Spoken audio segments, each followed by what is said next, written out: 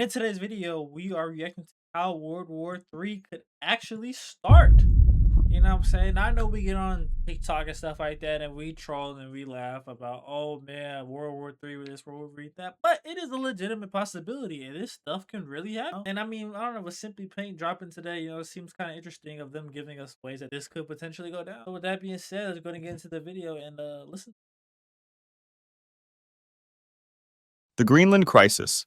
In January 2026, President Trump said the United States might use military force to take Greenland, and a congressman introduced a bill to make it the 51st state. When reporters asked if he would send the military, Trump did not say no. Greenland is the world's largest island, sitting between the Arctic and the North Atlantic. It belongs to Denmark, a NATO ally. Greenland's own leaders already said no.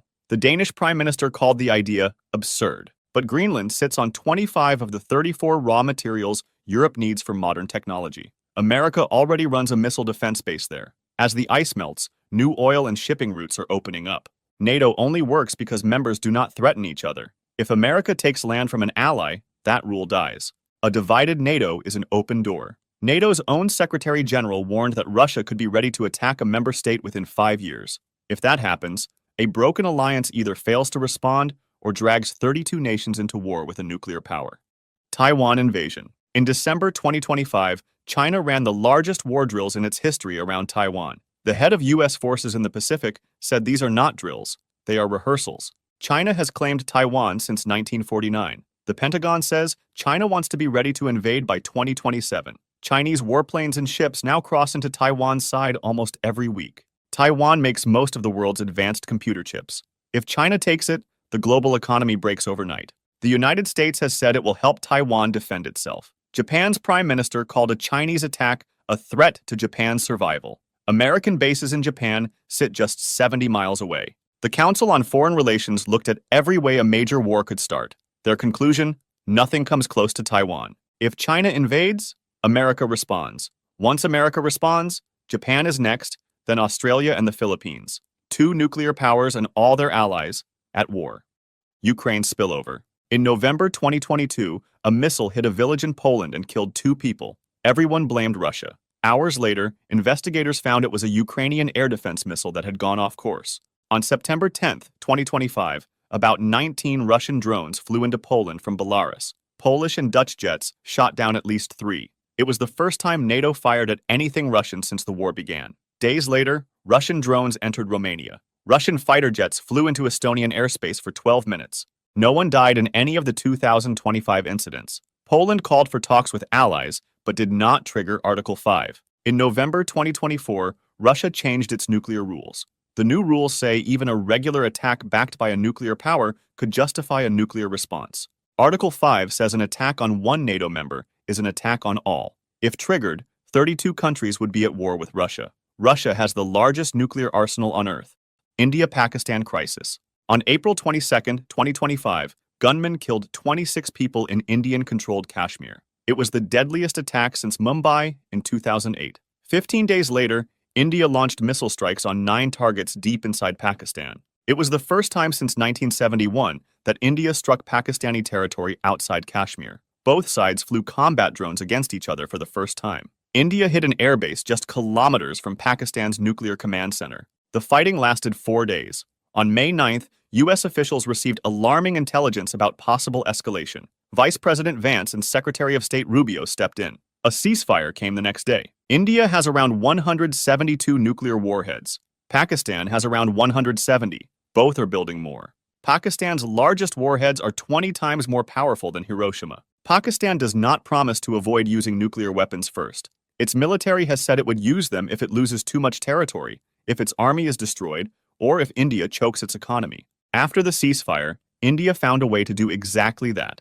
It stopped honoring the 1960 Indus Waters Treaty. The Indus River flows from India into Pakistan.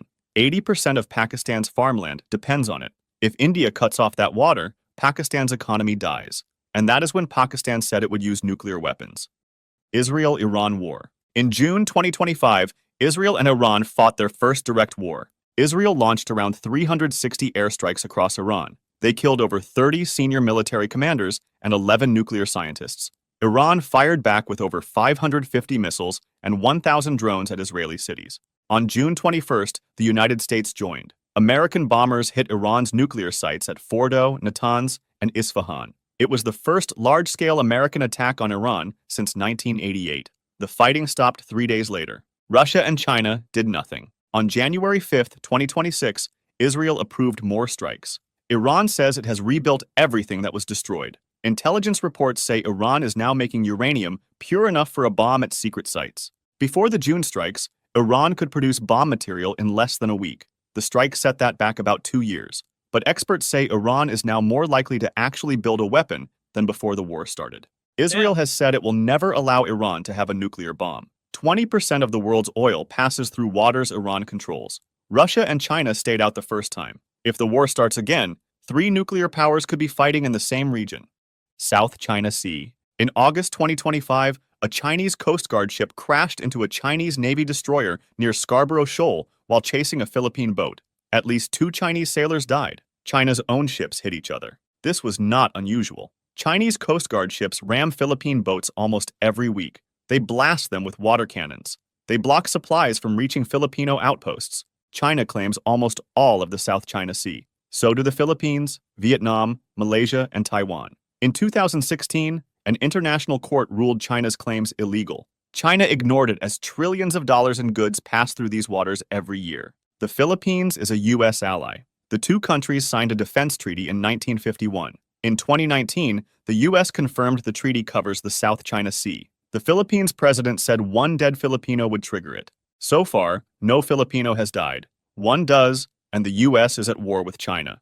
Russia attacks Baltics. Between Poland and Lithuania, there is a 65-kilometer road called the Suwalki Gap. On one side is Belarus. On the other is Kaliningrad, a piece of Russia cut off from the rest of the country. If Russia takes that road, the Baltic states are cut off from NATO. Estonia, Latvia, and Lithuania are all NATO members. During the Cold War, they were part of the Soviet Union. NATO's leader warned that Russia could be ready to attack a member state within 5 years after the Ukraine war ends. In April 2025, Germany sent soldiers to Lithuania to stay. It was the first time German troops were based abroad since World War II. Russia's army is stuck in Ukraine right now, but Russian factories are making weapons faster than before the war started. Military experts say Russia could seize the Suwalki Gap in hours. Taking it back means a full war. Every NATO member would have to choose: fight a nuclear power or watch the alliance collapse. North Korea attack. In December 2025, Kim Jong-un ordered his military to make more missiles. North Korea already has around 50 nuclear bombs. In June 2024, North Korea signed a deal with Russia. If one is attacked, the other helps. North Korean soldiers are already fighting in Ukraine next to Russian troops. In September 2022, North Korea changed its rules for using nuclear weapons. The new rules say North Korea can strike first if it thinks an attack is coming. It does not have to wait. 28,500 American soldiers are based in South Korea. American bases sit across Japan. Both countries have defense deals with the United States. China shares a border with North Korea. In 1950, when American troops pushed toward that border, China sent hundreds of thousands of soldiers to push them back. China still has a defense deal with North Korea from 1961. If North Korea attacks South Korea, America responds. If American troops push north, China and Russia are both bound by treaty to step in. 4 nuclear powers in the same war. Holy shit. So because 2 niggas got beef, now everybody gotta get blown up by because 2 niggas got a problem with each other. Damn. AI false alarm. On September 26, 1983, a Soviet computer said 5 American missiles were flying toward Russia. The officer on duty, Stanislav Petrov, had minutes to decide. He chose to ignore the computer. It was a false alarm. Sunlight bouncing off clouds had fooled the satellites. Today, the United States, Russia, and China are all putting AI into their nuclear warning systems. AI looks at data faster than any human. The Pentagon says AI is now helping to watch for missiles. A president has about 6 minutes to decide once a warning comes in. There is no time to check if the machine is wrong. To make things worse, the US-Russia hotline is not being used. Russia stopped answering after the Ukraine war started. The US-China hotline takes 48 hours to get a response. In 1983, a human caught. How the fuck is it a hotline if it takes 48 hours? That doesn't sound very hot. It's supposed to be like second, you know? The mistake. Next time, a machine might not. Nile water war. In 2011, Ethiopia began building the Grand Ethiopian Renaissance Dam on the Nile River. When finished, it will be the largest dam in Africa. Ethiopia says 65 million of its people have no electricity. The dam will change that. But the Nile does not end in Ethiopia. It flows north into Sudan and then Egypt. Egypt gets 97% of its water from the Nile. 100 million people depend on it. Egypt says the dam will cut off its water. Ethiopia, Egypt, and Sudan have been talking for over 10 years, but have not reached a deal. Ethiopia started filling the dam anyway. Egypt's president said all options are on the table. In 2020, Egypt's foreign minister said his country would not allow its water to be taken. Egypt has the largest military in Africa, with American weapons and French fighter jets. Ethiopia has an army that just finished a civil war. Both countries have ties to Russia, China, and the United States. This would be the first major war fought over water, a war in Africa that pulls in the same powers already facing off over Ukraine, Taiwan, and the Middle East. North Korea collapse. The Kim family has ruled North Korea since 1948, 3 generations. There is no plan for what happens if the government falls. North Korea has nuclear bombs hidden across the country, in tunnels, bunkers, and trucks that move them around. If the government falls, those weapons have no one guarding them. The United States and China both have plans to go in and take control of them, but neither has shared those plans with the other. American forces would push north from South Korea. Chinese forces would push south from the border. There is no deal on who stops where, and no way to talk in real time. The last time American and Chinese forces met in Korea, the war lasted 3 years and killed millions. Both sides now have nuclear weapons. Arms control collapse. In February 2026, the New START treaty expired.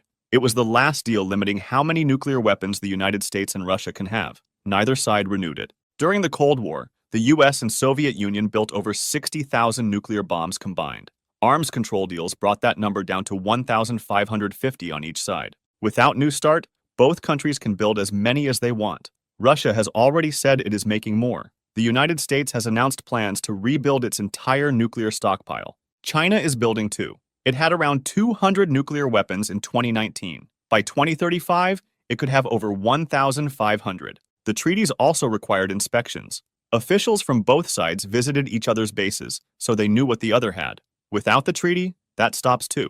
The last time there were no limits was before 1972. Back then, both sides kept building until they had enough weapons to destroy the world many times over. Now there are 3 countries in that race instead of 2. Cyber attack on infrastructure. In 2021, hackers shut down the Colonial Pipeline, which sends fuel to the east coast of the United States. Gas stations ran dry for days.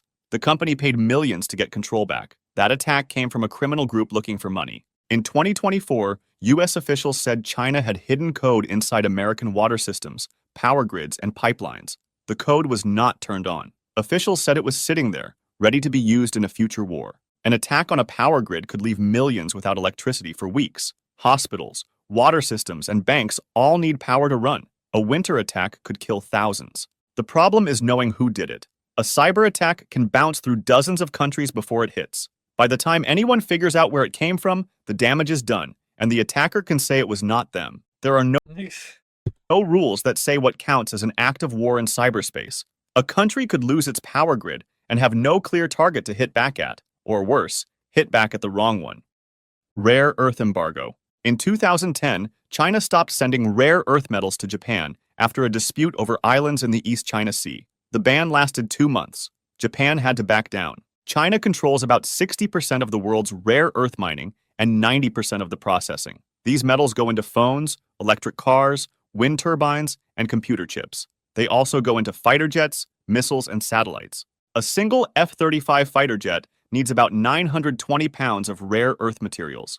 The United States military needs them for almost every advanced weapon it builds. In 2023, China banned exports of gallium and germanium to the United States. In 2024, it added more metals to the list. Each time, China said the bans were about national security. The United States has rare earths in the ground, but almost no way to turn them into usable materials. Building that would take years. If a conflict starts over Taiwan or the South China Sea, China could cut off rare earths completely. The United States and its allies would not be able to build new weapons or replace the ones they lose. Space war or satellite attack. In 2007, China used a missile to destroy one of its own satellites. In 2021, Russia did the same thing. Both were tests. Both showed they can take out satellites in orbit. Satellites do more than take pictures. They tell countries when missiles are being launched. They help weapons hit their targets. They tell ships and planes where they are. The US military depends on them for almost everything. If a country loses its early warning satellites, it cannot see missiles coming. A president would have 6 minutes to decide whether to launch, with no way to know if an attack is real. GPS satellites guide bombs and help troops move. Without them, a modern military cannot fight the way it is used to. There are no treaties about war in space. No rules that say what counts as an attack or what happens after. If a country suddenly loses its satellites during a crisis, it does not know why. It could be the start of a nuclear attack, or it could be something else. The problem is, there is no time to figure it out. Iran gets the bomb. The June 2025 strikes set Iran's nuclear program back about 2 years, but Iran is still building. If Israel strikes again, Iran rebuilds again. At some point, Iran may finish before anyone can stop it. If Iran gets a bomb, it does not end there. In 2018, Saudi Crown Prince Mohammed bin Salman said on television I ain't gonna lie, that nigga beard tough. that if Iran gets a nuclear weapon, Saudi Arabia will get one too. The kingdom has the money and has already talked to Pakistan about help. If Saudi Arabia goes nuclear, Turkey and Egypt have said they would think about doing the same. Today, Israel is the only country in the Middle East with nuclear weapons. If Iran finishes its bomb, there could be 5 within 10 years. 5 countries with nuclear bombs, in a region that has been at war for most of the last century. If you'd like to see more stories like this, make sure to subscribe.